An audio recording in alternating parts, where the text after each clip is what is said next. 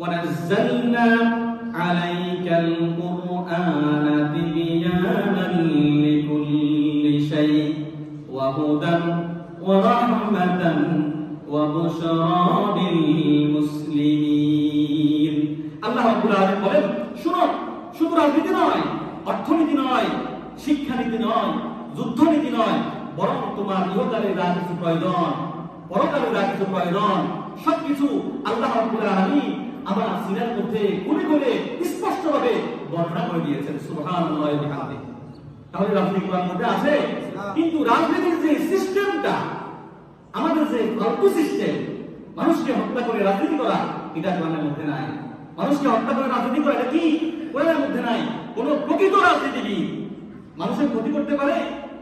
এটা কি এই রাজনীতি মানুষের কল্যাণে না মানুষের ক্ষতি করার জন্য?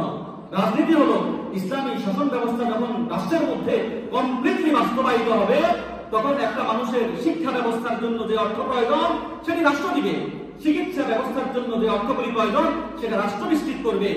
আমরা এখন ফকির মতো বিভিন্ন রাষ্ট্রে গিয়ে ভিক্ষা করি, এগুলি হলো আমাদের ব্যবস্থাপনার মধ্যে কোরআনী অনুশাসনের বাস্তবায়ন না থাকার কারণে। কথা কি ঠিক না বেটি? দেখুন, রাষ্ট্রের ব্যবস্থা যদি পরিপূর্ণ কোরআনী শাসন হয়, কোরআনী শাসন হয়, তাহলে আমরা চিকিৎসা পাবো, আমরা শিক্ষার জন্য ফ্রি স্কলারশিপ পাবো, আমরা যুদ্ধনীতির জন্য যে সমস্ত ব্যবস্থাপনাগুলি প্রয়োজন সেগুলি পাবো। আমাদের মধ্যে ভারসাম্যতা আসবে। রাষ্ট্র ব্যবস্থা যদি পরিপূর্ণ ইসলামিক এবং কোরআনিক হয়, তাহলে যাকাত মানুষ দেওয়ার সময় মানুষকে দেখানোর জন্য নয়, বরং লুকিয়ে লুকিয়ে মানুষ খুঁজবে কোথায় যাকাত দেওয়া যায়।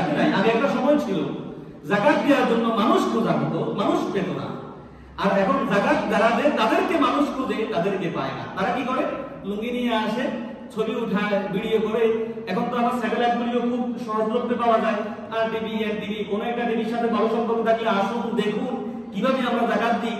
এরপরে ছবি উঠায়, অমুক লোক, তমুক, এভাবে অমুক মেম্বার, অমুক হাবি জাবি, এগুলি বলে সম্পূর্ণ লোক দেখানো। কথা কি ঠিক না বেঠিক? যাকাত কি মানুষকে দেখানোর জন্য না আল্লাহর জন্য?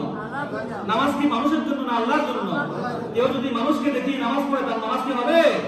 কেউ যদি যাকাত মানুষকে দেখানোর জন্য দেয়, সেটা কি হবে? কেউ যদি রোজা মানুষকে দেখানোর জন্য রোজা রেখে থাকে, সেই রোজা কি কবুল হবে? সুতরাং আমরা যে সমস্ত কাজগুলি করব সম্পূর্ণ আল্লাহর জন্য করার জন্য চেষ্টা করব।